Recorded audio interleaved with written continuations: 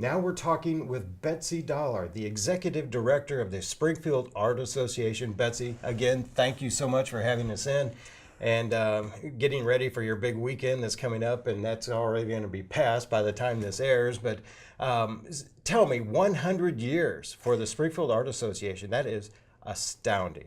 It's a significant accomplishment for any arts organization, for any nonprofit organization to survive that long. And to be an arts nonprofit, it is significant to reach 100 years. Now, how did it all start out? How did it begin?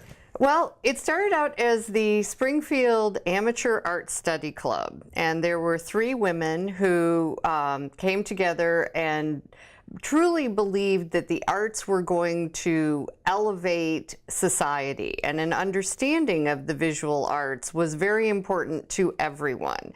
And they wanted to make an understanding of the arts possible. And I think they actually even had a sort of underlying idea that as they built the classes and the idea of having an art school, that they could compete with the Art Institute. They wanted to offer that kind of quality education at a more affordable price. And many of the artists of the early 20th century who were teaching at the Art Institute or speaking at the Art Institute would also swing through Springfield.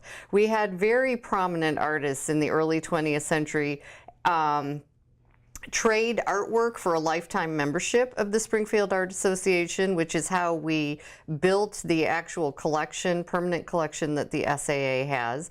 And they were regular speakers and presenters here. So this location in Edwards Place being used as a gallery and a school was really buzzing early on and really trying to mark the territory as being an important location for the arts. I believe that the Depression really took the wind out of their sails, and but they still, you know, grew as an art education entity under the vision and leadership of Lillian Scalzo in the, actually from the 30s right up into the 70s. And so, yeah, it's a very long and strong history of wanting to bring the visual arts to the people of Springfield. Now, it still is thriving and growing every single year, I'm sure. What is the attendance record now? I mean, how many people actually come and take classes at the Springfield Art Association? Oh, wow. The numbers do keep growing. Our membership base right now is around 800. I'm hoping in the next 2 years that we will grow that member base to back to about 1,200, which it was probably over a decade ago. Class numbers, probably about 800 people per semester. We run 4 semesters of 8-week semesters per year, plus workshops, plus kids art camp is probably about 1,000 kids per summer.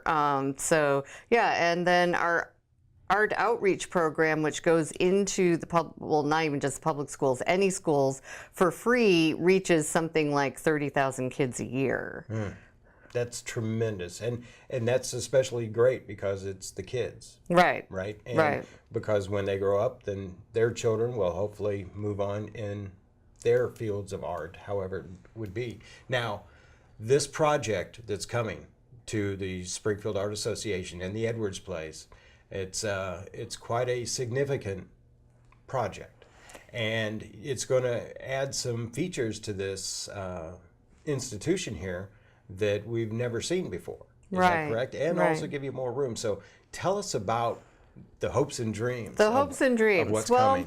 As part of our centennial, I felt that it was really important to go back to the founding vision and look at the mission statement, which basically is to offer quality visual arts education and preserve Edwards Place and the collection of the Art Association. To do that, the bottom line is we need a lot more room.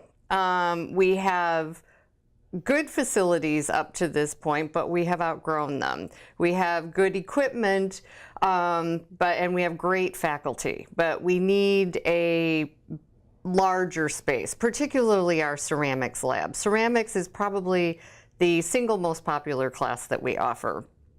And our building for ceramics is completely inadequate. So it started with a vision for a new ceramics lab, but why stop there? Sure. So we have designed a new building that will include a state-of-the-art ceramics lab, a glass blowing studio, a large format sort of sculpture multi-purpose studio. And that whole structure will be on the north side of the current building campus. Then some of the more practical things that we need are more bathrooms. So we have actually designed another whole section going out to the southern side of this building, very literally just outside that wall, to add more infrastructure like storage and bathrooms. A computer lab, so I don't have to share my office with the computers, and move the library sort of out of the central hall. So the library, the Michael Victor II Art Library, will have its own location, another general purpose studio, and generally more wall space. So in addition to our gallery, we can actually showcase the work of our students and our faculty. So you mentioned glass blowing. Let me go back to that for a moment. Is this going to be unique to this area? Absolutely. There is not a public access glass blowing studio between Chicago and St. Louis. So our real goal here is to make the Springfield Art Association the community visual arts center, to truly be the center where people come to engage in the visual arts and to be that best possible community visual arts center in Central Illinois. Now, how long will this project take to complete? Our fundraising window is a 3-year window. So we are hoping that by the end of 2015, we're taking 3-year pledges from people. We actually have a few pledges that are going out a year beyond that, which is fine. And but we are hoping that we will have the cash at the end of 2015 to break ground at least for the first phase of building, which will be the ceramics lab, glass blowing studio, and large format studio. We also included in that is a remodel of our jewelry lab. Again, one of the most popular classes we offer.